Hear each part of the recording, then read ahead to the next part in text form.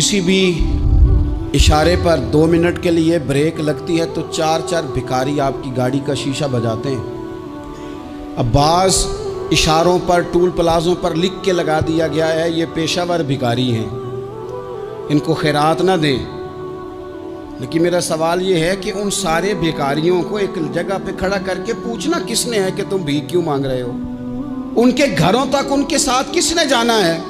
कौन आदमी है जो जाके उनसे कहेगा कि जनाब तुम क्यों खैरात के लिए खड़े हो, तुम्हारी मजबूरी क्या है? क्या रियासत की, हुकूमत की, ताजर की, मालदार की, तगड़े आदमी की ये ड्यूटी नहीं? उन तक रसाई किसने हासिल करनी है? वो बेवा जो पिछले साल दरवाजे पे ज़कात लेने आई थी वो इस साल भी आई है। वो खातून जिसे पिछले साल आटे का थैला दिया था वो इस साल भी आई है। वो खातून जो पिछले साल 4 बच्चों को साथ लेकर के छोटों को आई थी वो आज भी उसी तरह कशकोले तलब दराज किए हुए है। और हज़रत उमर क्या फरमाते हैं? सैयदना फारूक आज़म रज़ी अल्लाह ताला अन्हु इरशाद फरमाते हैं, इसको इमाम बहकी ने और इमाम सुयूती ने नकल किया है। हज़रत उमर फरमाया करते थे कि अगर मैं ज़िंदा रहा तो इराक वालों मैं तुम्हारी बेवाओं के लिए ज़रूरत का इतना सामान कर जाऊंगा कि बीबी जब तक ज़िंदा रहेगी किसी की मोहताज नहीं होगी। उसके लिए इस तरह के असबाब पैदा कर दिए जाएंगे कि उसे हाजत नहीं होगी। उसके लिए मुस्तकिल बुनियादों पर उसके अखराजात देख कर उसके लिए एहतमाम कर दिया जाए। उसे दोबारा कशकोले तलब दराज करने की ज़रूरत नहीं पड़ेगी।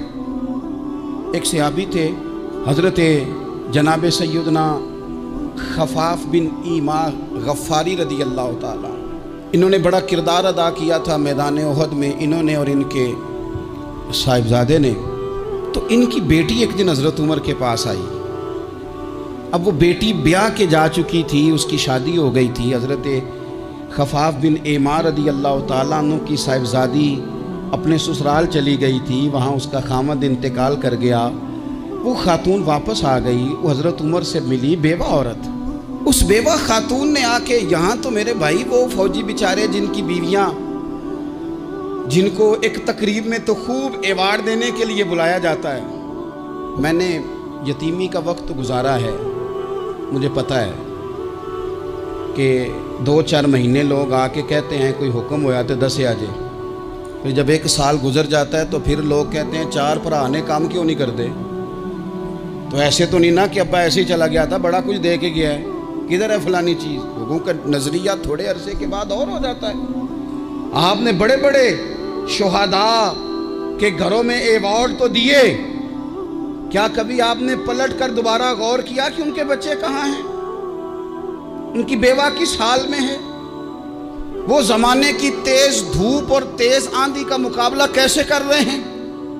बगैर बाप के जो इंसान को खुले आसमान तले वक्त गुजारना पड़ता है वो कितना को मुश्किल होता है।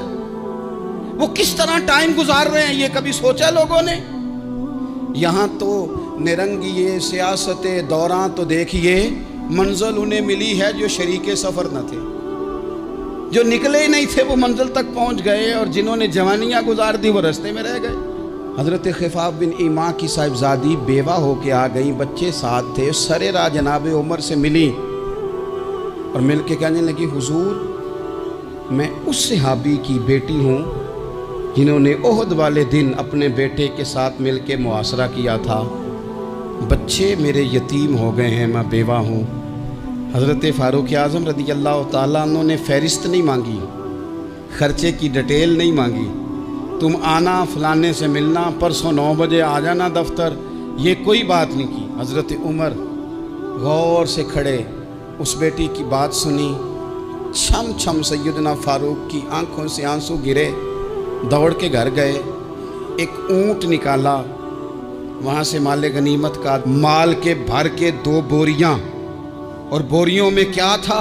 चांदी भी थी, नकदी पैसे भी थे, कुछ ज़रूरत का सामान भी था, गल्ला भी था। 2 बोरियां भर के ऊंट पे रख के खुद लगाम उस बेटी के हाथ में थमा के का पुत्र सामान भी तेरा है, ऊंट भी तेरा है।